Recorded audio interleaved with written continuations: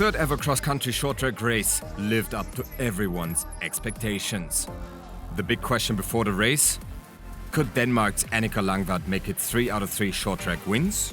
It's super difficult to say. This course is very different to the previous one, so yeah, we'll see. I'm definitely gonna give it my best.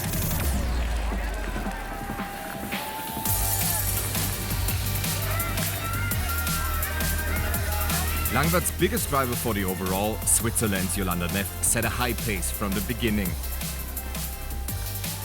But she couldn't keep the speed throughout the 10-lap race.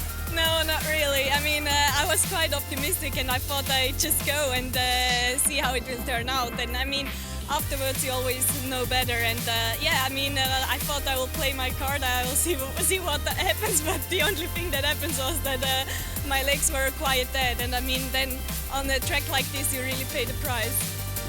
Pony Ferrand-Prévot showed another strong performance, but it was the Danish rider who took control of the race, with Anne Tauber and Alexandra Keller right on her wheel. Yeah, so I enjoyed it, but it was really hard as well. So yeah, I looked strong and I'm happy with my result, and yeah. On the penultimate lap, the overall leader attacked and opened up a gap to secure the short track hat-trick. It was definitely not easy. I was a little bit more nervous going into this race than the previous ones, because I know that, it's a little bit of pressure on when you had 2 wins in a row, and so no, it was just attack up that climb, and in the end it was just a question about endurance.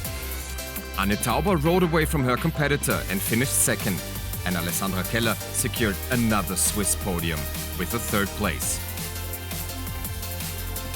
45-year-old Gunrita Dahle once again proved that she could keep up in a high-intensity race. Riders from 9 different nations made up the top 10. Annika Langvad extends her lead in the overall World Cup, ahead of Jolanda Neff, who finished Val di Sole's short-track race in 8th position.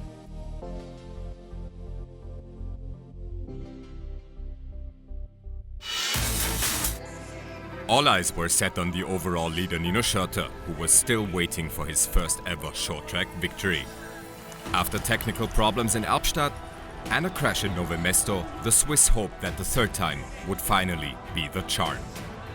However, with previous short-track winners Sam Gaze and Mathieu van der Poel on the start line, the latter coming off of winning the Dutch Road Championship, this proved to be a difficult task. I mean, it's a sign that the shape is good, of course, but it's a completely different thing here.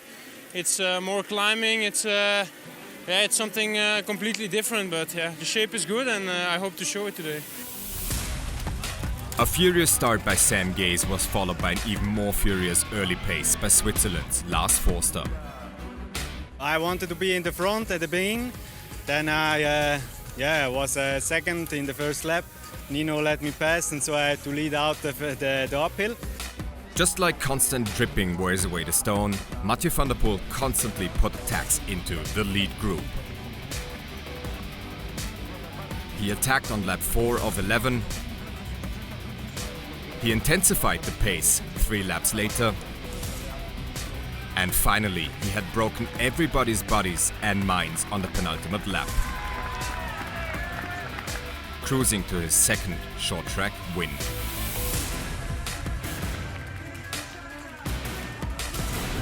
It was just full gas up the climb and then a little bit of recovery, and then the climb was there again, so it was quite hard. But yeah, those efforts like 30-second sprints is something I'm good at, and I enjoyed racing here today, and I hope I can show my good form on Sunday as well.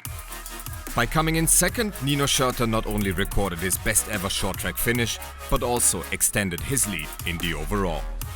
Yeah, it was a tough course, and Mathieu went hard out. I was a bit afraid to spend a bit too much energy here for probably still feel on Sunday. So I'm happy with my 2nd place. It was a good battle, yeah. A courageous come-from-behind effort secured Maxime Marotte a narrow 3rd place finish.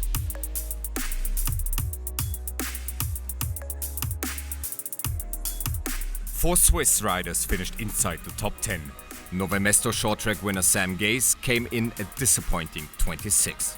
The reigning overall champion now leads this year's competition by 220 points, with Van der Poel and Marot being neck and neck in second and third. Hey, what's up everyone? I'm Makin, Norwegian freeride mountain biker. I'm here to let you know that Red Bull is doing a bike-specific YouTube channel now.